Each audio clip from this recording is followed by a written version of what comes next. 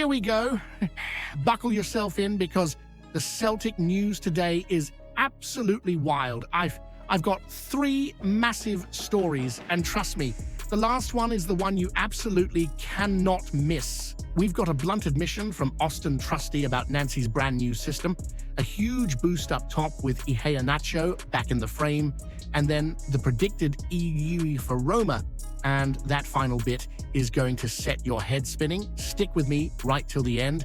We bring you daily news to keep you right up to date with the mighty Celtic. Hit subscribe and join in. So, picture this for a moment. You've barely had a week with a new gaffer. There's folk shouting from every corner of Glasgow about systems, shapes, laptops, shoes, and whatever else they can pull out the drawer. And yet, inside Lennoxtown, you've got Auston Trusty standing there, calm as you like, almost laughing at the chaos swirling around him. And honestly, you'd think some of the noise was coming from across the river, given how desperate they are for anything to cling on to these days. That's what happens when the biggest club in the country changes manager mid-season. Everyone outside the Celtic bubble gets louder because deep down, they know things can shift quickly when the Hoops get their act together. Trusty's been thrown straight into one of the biggest tactical switches we've seen at Celtic for years, stepping into that right side of a back 3 as if it was made for him. You can tell he enjoys it. He's got that swagger of a centre-back who suddenly has a whole lot more responsibility on the ball, almost like being told, go on, son, strut a bit, make things happen. And he did. Against Hearts, every second phase seemed to funnel through him. Every switch, every reset, every bit of controlled possession, Trusty was operating like he's been playing this system since he was running about as a bairn. And the way he described it, you can hear the excitement in him. He said he had loads of the ball making passes, shaping the game from the outside channel. That's not a centre-back hiding. That's one stepping forward and leading. And then there's the bit I really liked when he talked about pushing the wingbacks higher. That's something Celtic should have been doing long ago. It stretches the pitch, it drags defenders all over the place, and it stops us from being predictable. Trusty even used that exact word, less predictable. Now, if you've watched us recently, you'll know that's a polite way of saying defenders finally have something to think about instead of just waiting to crowd the middle and hope for the best. It's refreshing hearing a player talk about change like it's actually exciting rather than frightening.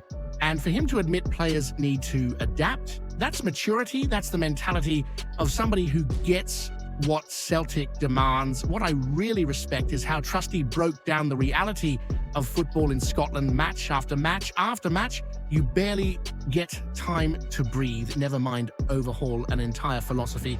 But he didn't moan about it or make excuses. He said, it's day by day, game by game, and that slowly but surely the team will improve. That feels honest, and trust me, when a player fronts up like that, it usually means they believe in what they're being told behind closed doors. Nancy's positivity, Trusty practically emphasized it at every turn. You can see the mindset, not airy-fairy stuff, but calm, focused, winning-focused energy.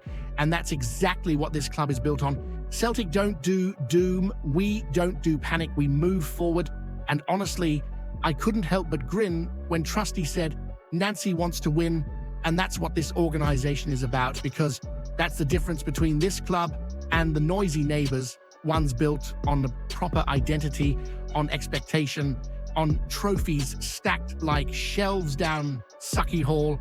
The other is built on hoping the other mob slip up. Trusty's just joined. He's already figured it out. So let me ask you something, and be honest with yourself here.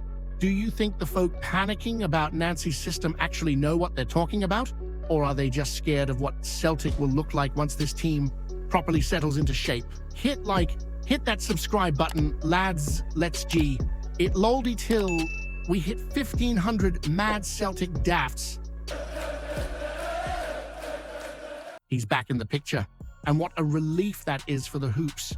Wilfried Nancy has given Kelechi Iheanacho a proper roll of the dice ahead of the big Europa League clash with Roma, confirming the striker is available after a 2-month layoff following that December stumble against Sturm Graz. For a club that went into the Hearts game, scraping the squad for recognised forwards, that's the sort of news that feels like a warm cuppa on a freezing Glasgow morning. Nancy was careful, as you'd expect. No grand promises, just cold, measured sense. Iheanacho has trained well, he said, and while he's not ready for a full stint just yet, the plan is clear. Get him a few minutes, build his rhythm, and bring him back step by step. That's practical management. After all, the season is relentless. A Europa blockbuster, then a cup final 3 days later, and Nancy has to weigh legs, not headlines. Let's not pretend Iheanacho is a magic wand. He needs match time to hit the levels we saw when he first arrived.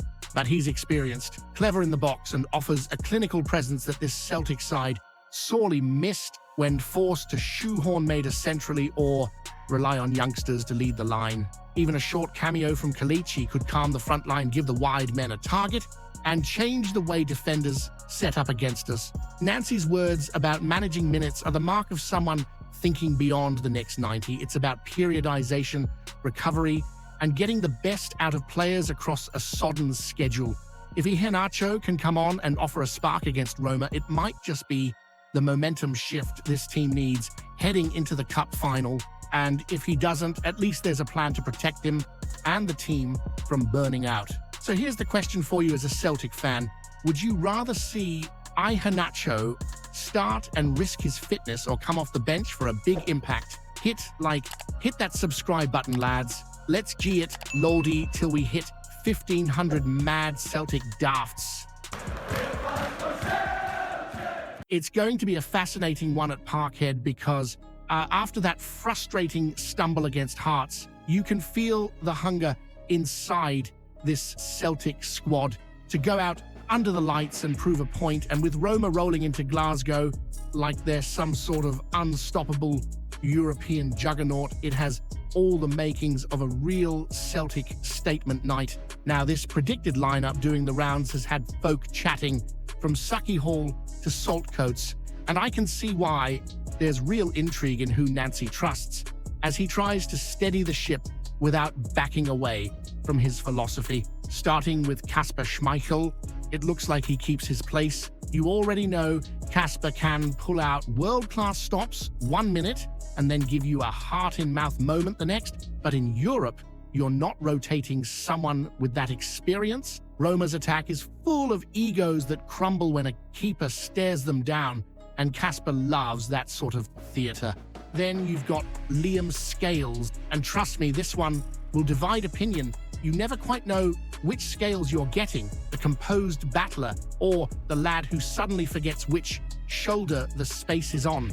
But his left peg in build-up has value in Nancy's system, even if the experiment of stacking left-siders last weekend had you and me tearing our hair out. Kieran Tierney, now that's a no-brainer. Celtic's favourite son playing that hybrid left-centre back role, he already bosses for Scotland. You just cross your fingers he doesn't pop a hamstring, because he plays with the intensity of a man trying to outrun his own shadow. Still, when he steps out with the ball, Parkhead lifts. Colby Donovan absolutely deserves the nod. The kid had the composure of a veteran in Rotterdam, snapping into tackles and driving forward like he's been wearing green and white his whole life. Stick him at wing-back and suddenly you've got balance, unlike Yang or Tunekti, who can look like they're still deciding whether they're wingers or defenders. Donovan knows exactly what he is, a modern, aggressive, wide defender. Arne Engels is a more interesting one. He missed a sitter against Hearts, but even then you could see flashes of the confidence he rebuilt under Martin O'Neill. Whether Nancy's system fully unlocks him is another question, but he'll run himself into the ground for the shirt, and that counts. And of course, Kalmak stays in the middle, which is the safest prediction anyone has ever made. The man was literally guiding Nancy on that infamous tactics board like a grizzled general explaining battle plans to a new commander. If anyone drags Celtic through adversity, it's him. Reo Hatate comes in, and that's key. He's already scored against Midtjylland and Feyenoord this season, and when he's on it, he looks like a player from another planet. The only worry is consistency. But Roma give him the type of stage he loves. Nygren will probably start, even though he stank the place out against Hearts. Nancy clearly wants to mold him into that roaming attacker who drifts between the lines. And to be fair, he has 2 goals in his last 3 European games. Europe seems to bring something out of him. And up top, it'll be Deezen Maeda again. Iheanacho is back in contention, which is massive. But after 2 months out, he's not going straight into a European starting play. Deezen might have driven you mad last weekend, but he still pops up in the right areas. It's finishing that needs to catch up with the rest of his game. So here's what I'm wondering, and I want your honest take. Should Nancy stick with his system against Roma, even if it risks another setback? Or should he swallow his pride and play it safer just for the result? Hit that subscribe button, lads. Let's get it. Loldy till we hit 1,500 mad Celtic dafts.